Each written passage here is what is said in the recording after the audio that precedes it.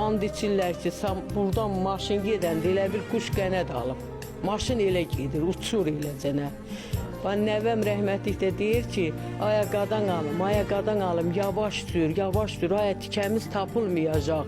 Aya, mən bundan qorxuram. Nənəsi ölmüş, bax, qorxdu da getdi də. 16 yaşı var idi.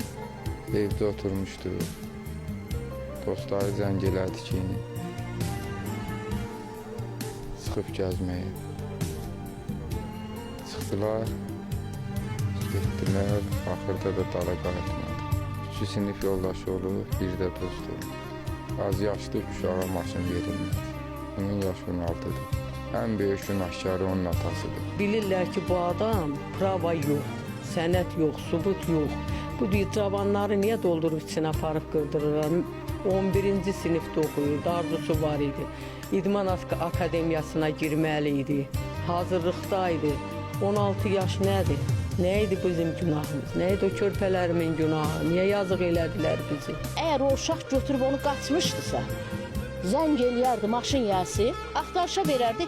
Saat 9-dan gedən maşın saat 12-də hadisə törənib. Niyə o vaxta qədər bu maşın axtarılmırdı? 16 yaşında uşaq. Atanla gözünün ağı qarası. Niyə onun qanı o düzlərlə bir olurdu? Niyə o parça tikə olurdu? Mən bugün gedib baxmışam. Ət parçası bir belə düşüb o düzlərə dağılıb. Niyə? Xahiş edirəm. Ananızı göz yaşlı qoymayın. Balalarınız var. Cavansınız, qardaş bacılarınız var. Biz hamımız bir yerdə oturub çörək yemişik. Rəhmətlik Elvin idi, rəhmətlik Spid orada olur. Öz belə ətrafımızda oturub çörək yemişik. Məndə də telefon açar stolun üstündə olub. Çölə çıxdım. Sonra qayıtdım, gəldim ki, Elvin yoxdur stolda. Yoxdur, dedim yəqin ki, harası indi çölə çıxıb telefonla danışmağa, nəyəsə. Aradım, elə 10 dəqiqə, 15 dəqiqə keçmədi.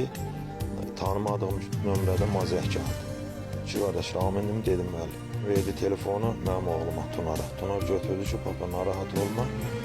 Avariya düşmüşük, salamatçılıqdır. Mən orada özüm pis hiss elədim. 2 nəfər avariya ilə baxdım, açar yox, təzdən çıxdım çölə ki, maşın da yoxdur. İndi Allah rəhmət eləsin, onları çox pis oluram, olmamalı. 220 km/saata çatan sürətin faciəyə səbəb olduğu qəza bu yolda baş verib. Statistika göstərir ki, yüksək sürət həvəskarları bir çox hallarda avtomobillərinin texniki imkanları və özlərinin sürücülük bacarıqlarını məhz bu cür magistral yollarda sınaqdan çıxarırlar. Bu isə təəssüf ki, bəzən ağır nəticələrə səbəb olur. Bütün bunlar isə bir daha göstərir ki, bu cür magistral yollarda hərəkətin təhlükəsizliyini təmin etmək əlaqədar qurumlar tərəfindən daim diqqət mərkəzində saxlanılmalıdır.